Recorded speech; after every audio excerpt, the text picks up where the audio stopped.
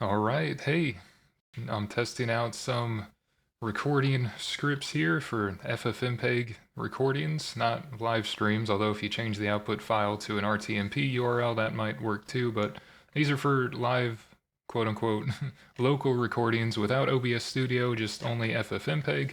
I'm using Kmsgrab, I'm on Linux. This is currently a Wayland environment, although Kmsgrab, to get the screen data here, also works without any window environment or desktop environment or anything. You can do it in the straight TTY, and I can show that in a second too. You don't really need the info running here, but I like having this up to see if the timer and everything's still going. But I'm doing this with a webcam preview, as you can see in the lower right. That is currently on the screen. That's a window I can physically move if I want, but I'm keeping it there as a sort of stuck in place sticky window here. And it was a lot of trial and error, but I figured out how to get it pretty smooth. Right now it's 30 FPS. My camera that I'm using as a webcam only does 4K 30 as the highest quality. That's what I'm trying out here. Otherwise I would do 60 FPS. But it's a test for that. So how am I doing this? I'm using MPV for the preview, the live preview in the lower right, and then I can just capture the screen including that preview since it's showing up on here, and then capture audio separately and put them together. So that's what I'm doing here.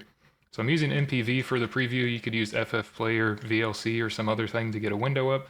MPV I like, so I'm trying that out with its various flags and such.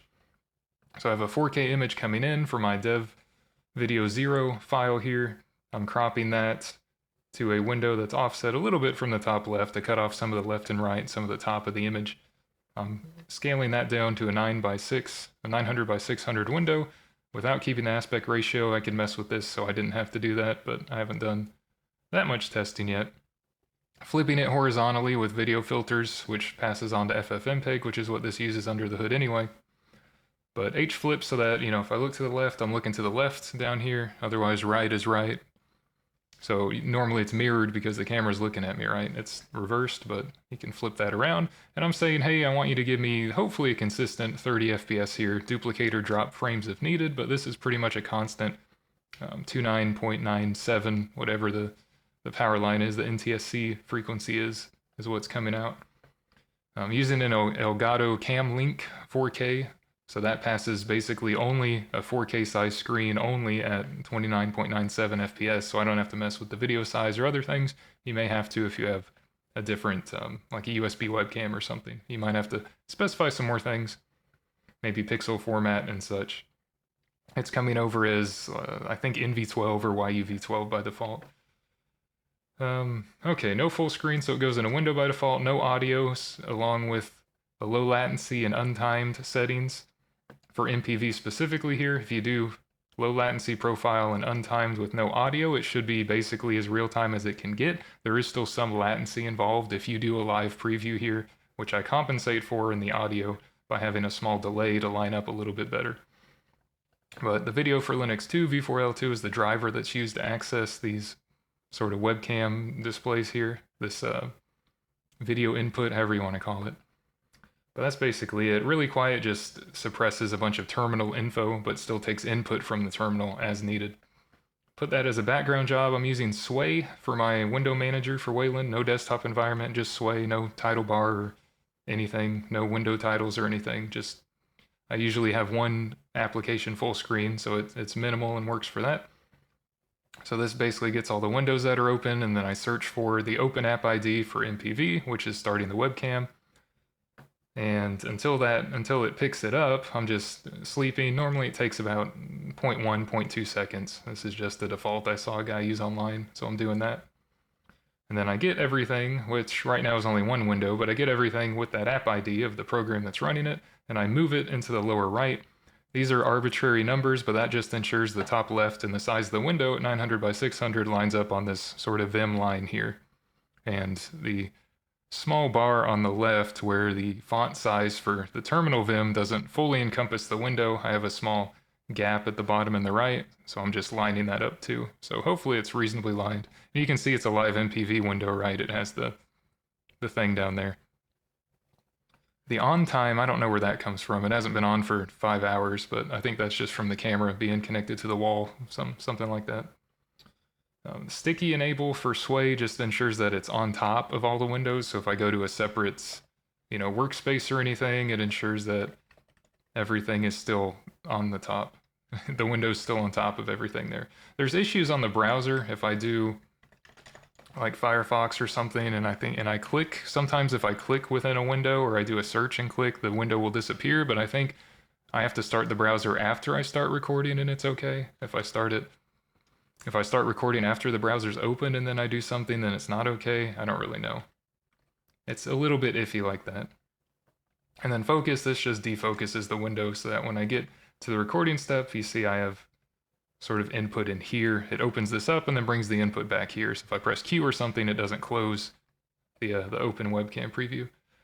Okay, so now that that's running, I want to record the screen and the audio. So for Kmsgrab, specifically, it can work on Wayland, it can work on X11, it can work on, I don't think it needs anything open because you can run it on the plain TTY. However, if you try to do this to record the screen along with audio at the same time, it gets really laggy and drops a bunch of frames. You can make that a little better by having your audio as the stream before this one, so stream 0 for FFMPEG, and your Kmsgrab is stream 1. That makes it a little better, and you can mess with threads and thread queue size settings and such, but it doesn't completely get it there. It still doesn't get to a 1x speed for encoding and recording, so it's still laggy and drops frames, which sucks. So to get around that, I am recording them separately. Normally that's fine, and they open within a few, tens of milliseconds at most within each other, just to open up 2 instances.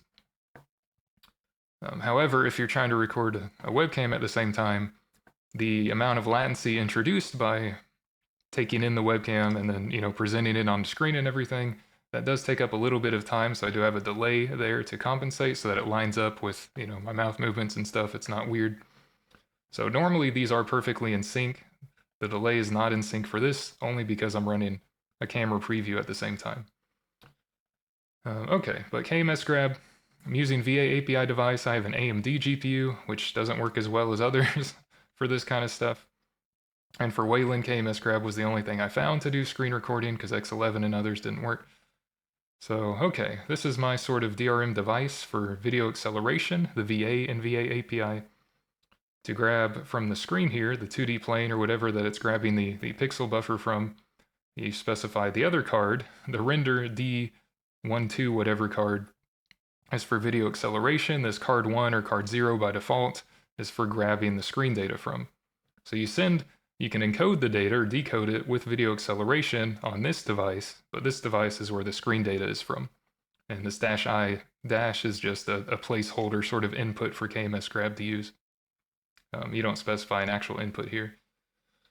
So, okay, the video filters I'm doing for this video device here, this video stream, I'm mapping it to VAAPI hardware by deriving the device so that it should be able to be used for hardware encoding on the GPU via this device. And I'm changing the pixel format because you get errors if you don't do that. This VAAPI device needs things to typically be in NV12 for the pixel format, so I have to change it there somewhere. And then I'm just setting that, hey, I want it to be a smooth, consistent FPS of 30. You can drop or duplicate frames for that. Along with the FPS mode CFR for constant frame rate. This used to be VSync 1 or VSync 0.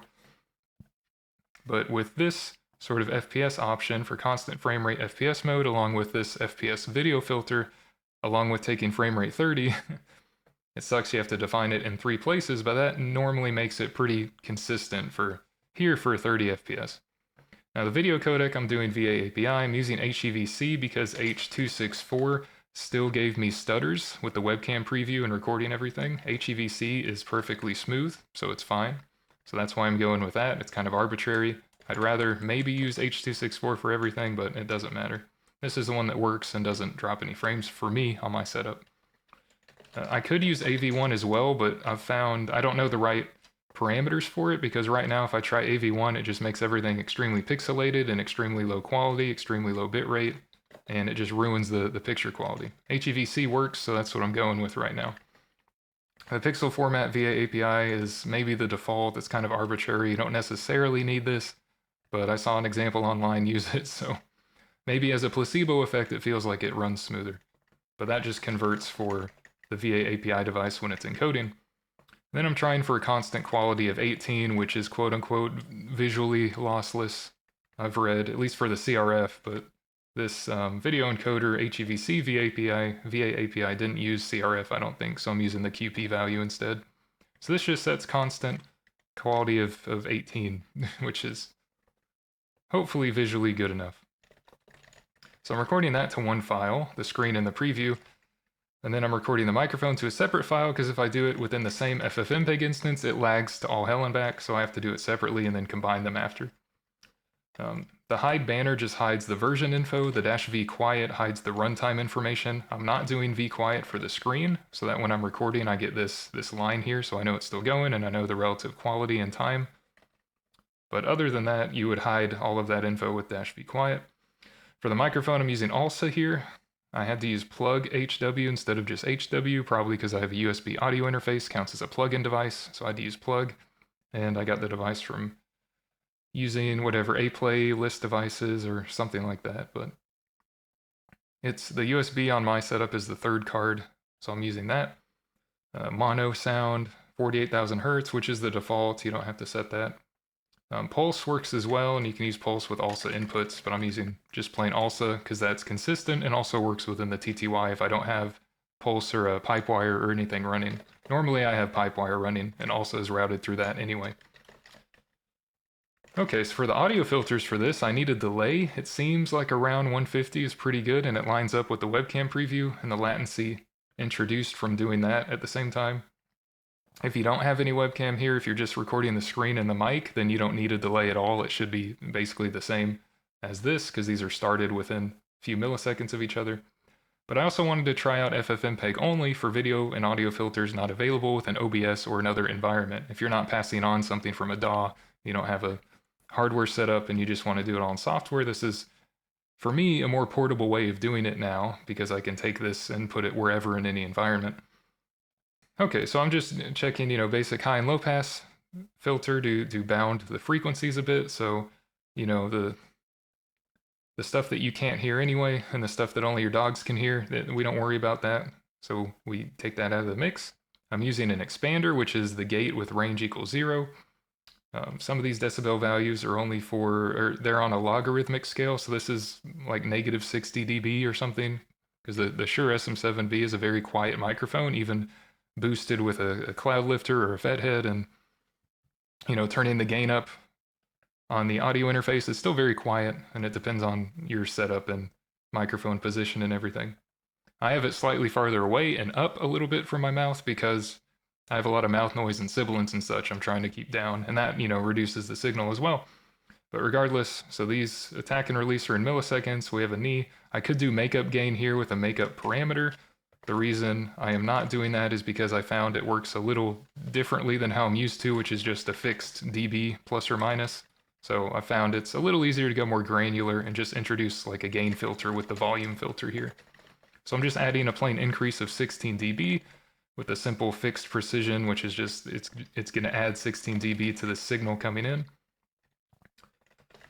And 16's a lot, you probably don't need that much if you're doing this. It's just this is a very quiet mic in my setup and my voice is low, so that helps a lot to make it audible for the later filters. I'm EQing out some of the bottom range. I'm EQing basically a notch with a 6Q at -5 dB attenuation at 440 Hertz. For me specifically, that's where all my boxy room sound is. So if I didn't have this, it would sound more like I'm in a phone booth or something. But that cleans up the signal a bit. These other two, I mean, I could just have like a high pass around 250 Hertz and that would probably do this anyway, but regardless. I feed that into a compressor around -16, I think, dB. So 16 and up, I have a ratio of 3:1 to reduce that loudness and make everything even. Again, 10-100 attack and release in milliseconds, knee of 3, because that seems alright for default. I'm feeding that into a second EQ stage to increase some better parts of the signal. I want a little bit more in the mix to add some clarity to my voice so you can hear me a little cleaner. That's at the 1500 Hertz range and 5000 Hertz.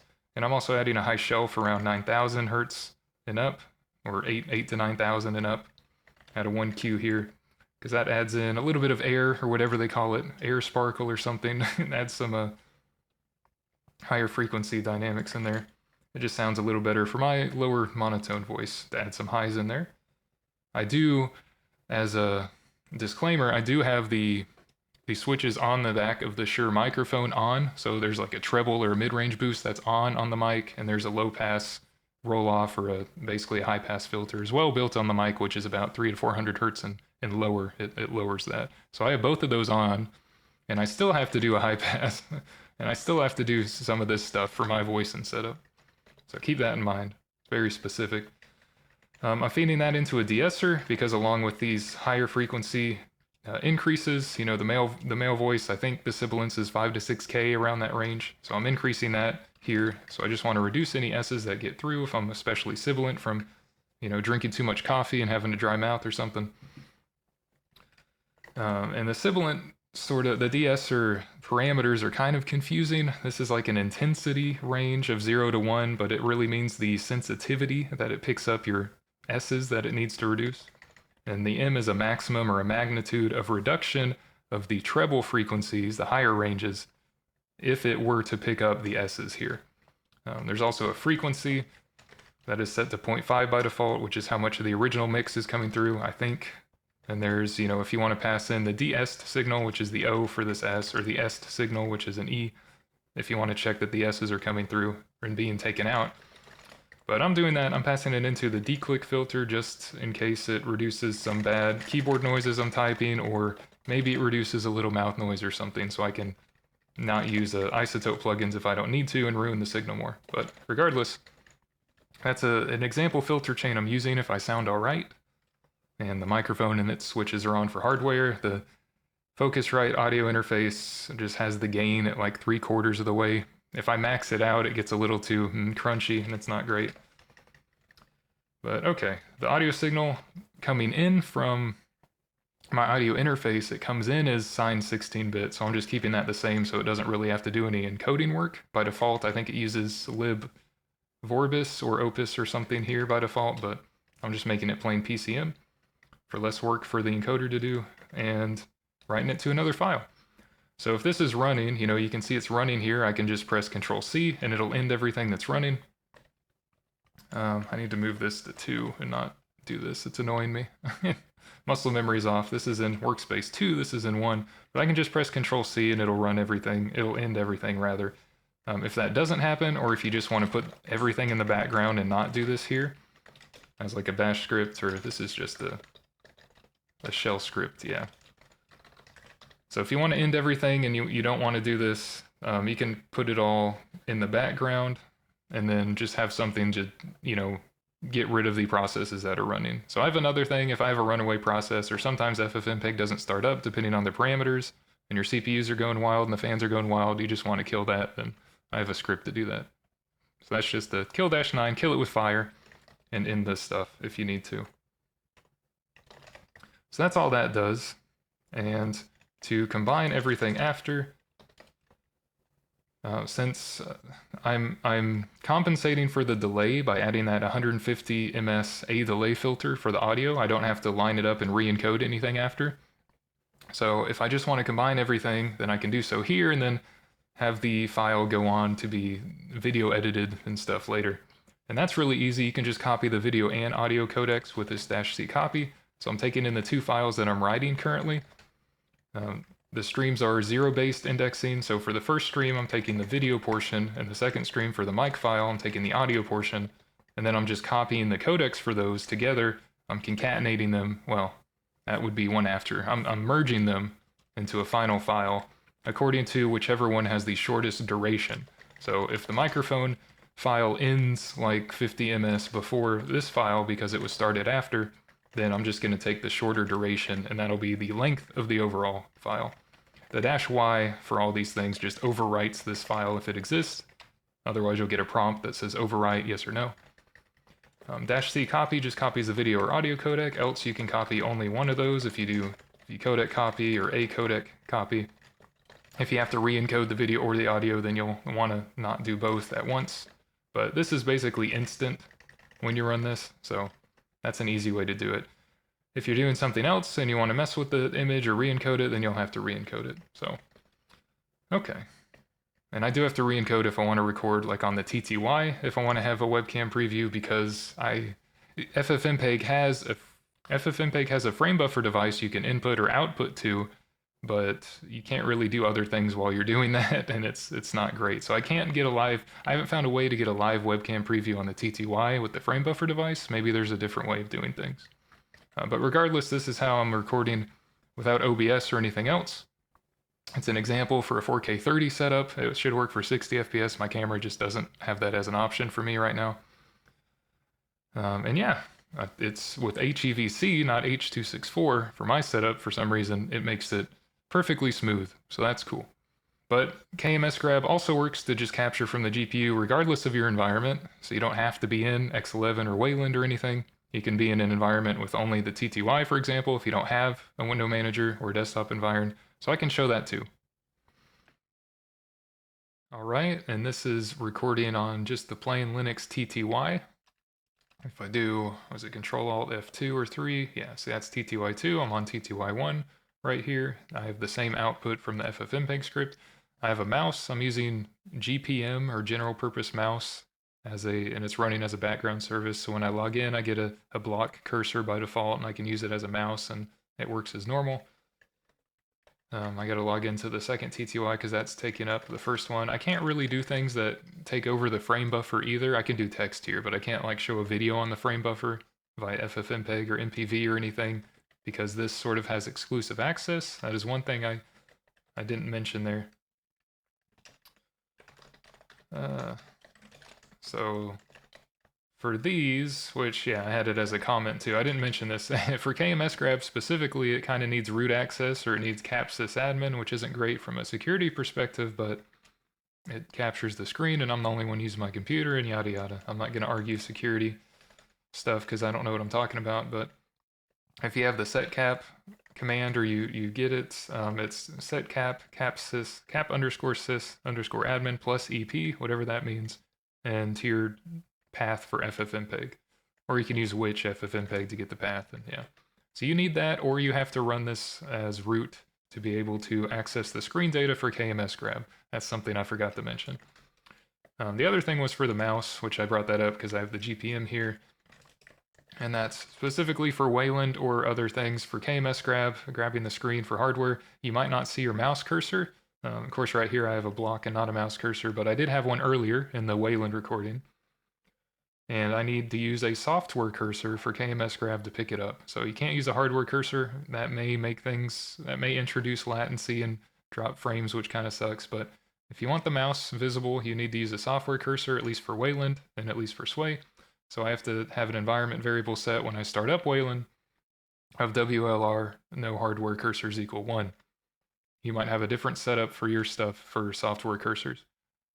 For the TTY fonts, if you care, I'm using Terminus, the 24 sized font, just normal, not bolded, and I'm using set font to double it, so it's a 24 by 48 or whatever it is, 32 by 48, something like that size font.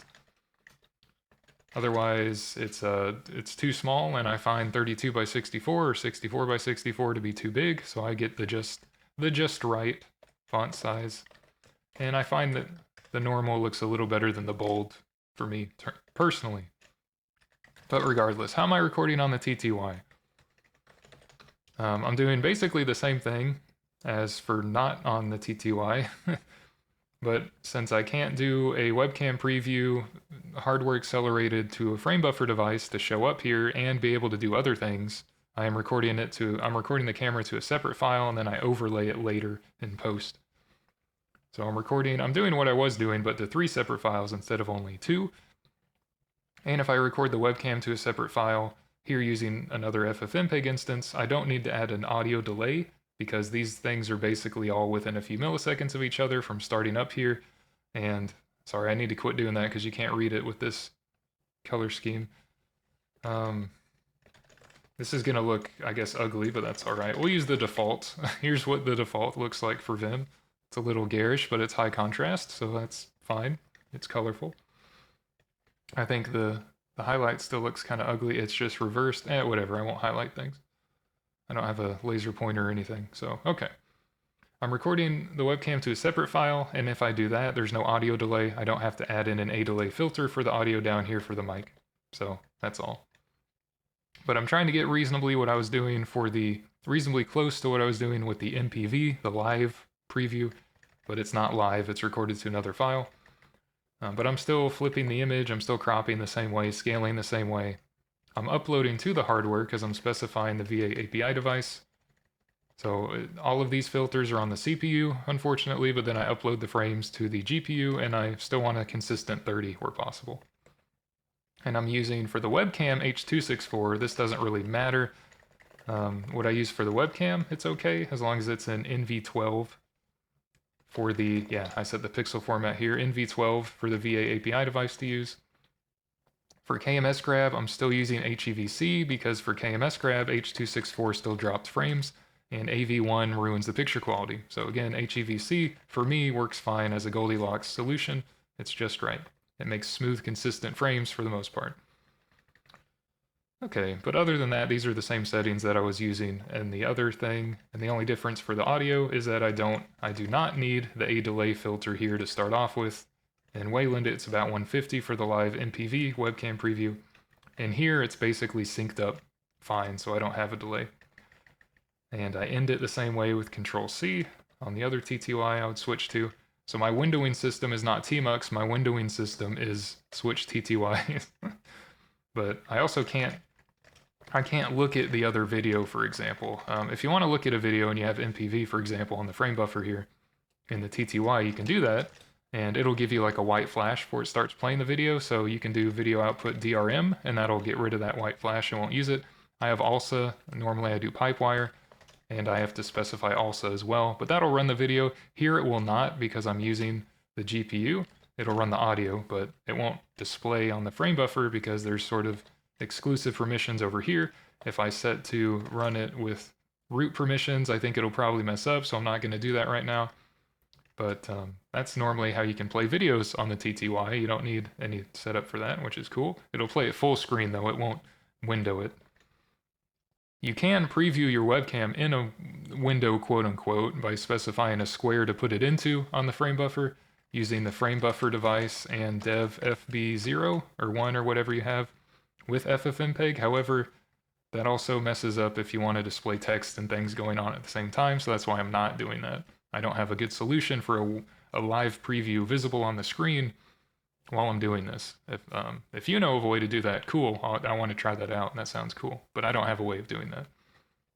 So the only difference here is that I have to overlay the webcam later because it's in a separate file. And the way, I'll just use Vi because no color scheme. The way I'm doing that is I'm recording to separate _TTY files so that they don't overwrite the other ones. But to copy these together, I do have to run an overlay filter to put it in the same position because I don't have it as a live preview when I'm recording the screen.